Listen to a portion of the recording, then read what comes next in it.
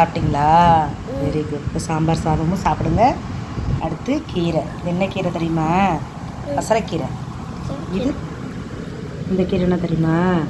இந்த கீரை வந்து பொரிச்ச கீரை. இது வந்து என்னன்னு கேட்டால் மிளகு தக்காளி கீரை. இது என்னன்னு கேட்டேன்னா துவையல். என்ன துவையல்? மல்லி, புதினா, கருவேப்பிலை. பருப்பு சாதத்தை சாப்பிட்டு முடிச்சிட்டிங்க. இப்போ அடுத்து கீரை சாதத்தை சாப்பிடுங்க. அப்புறம் சாம்பார் சாதம் சாப்பிடுங்க. ஓகேவா?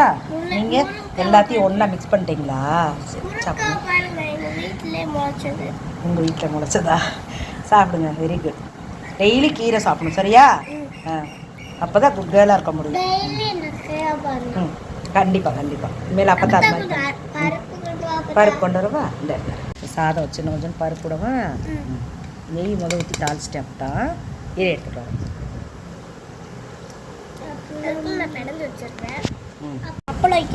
சரி சரி. இந்தா பருப்பு கொஞ்சம் சாப்பிடும். பருப்பு நிறைய சாப்பிடணும். அப்போ தான் உனக்கு நல்ல பருப்பு வரும். சாப்பிட்டு முடிச்சுட்டு எப்பயோ வச்சதோட இது சூப்பராக இருக்குது. பெருங்காயம்லாம் நிறைய போட்டிருக்கேன்டா. சீரகம், பெருங்காயம். முதல்ல அப்படிலாம் சமைக்கவே மாட்டீங்க.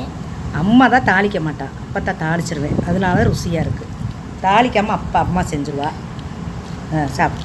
இனிமேல் சாப்பிடுங்க. நீ அள்ளி சாப்பிடு கீரை சாதத்தை. அள்ளு அதுக்கப்புறம் சாப்பிடு. கீழே குனிஞ்சு சாப்பிடு. சாதத்தை வேஸ்ட் பண்ணக்கூடாது. ஓரமாக இருக்கணும், சரியா? கீரை எடுத்து சாப்பிடு. துவையல் நாக்கில் வச்சுக்கோ. கொஞ்சம் நல்லா எடுத்துக்க. நிறைய முறைக்காதமாக வச்சுருக்கேன். ஒரு மிளகாய் தான் போட்டிருக்கேன்.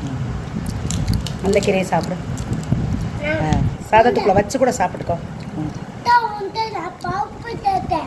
பருப்பு எடுத்துகிட்டு வரேன். சாப்பிட்டு முடியாத. முதல்ல க்ளீன் பண்ணாத. நல்லாக்கா? சூப்பராக இருக்கு. சரிடா, தேங்க்யூடா. இந்த மாதிரி எல்லாரும் வீட்டில் வாங்கி சாப்பிடுங்க. முருங்கைக்காய், கீரை, பருப்பு சாதம்லாம், எக்குலாம் சாப்பிட்டாதான் நம்மளுக்கு படிப்பு வரும். Very good. சரி. இந்த வீடியோ பிடிச்சிருந்தா மறக்காம ஷேர் பண்ணுங்க, லைக் பண்ணுங்க, மறக்காம கமெண்ட் பண்ணிக்கோங்க. Bye bye. தேங்க்யூ.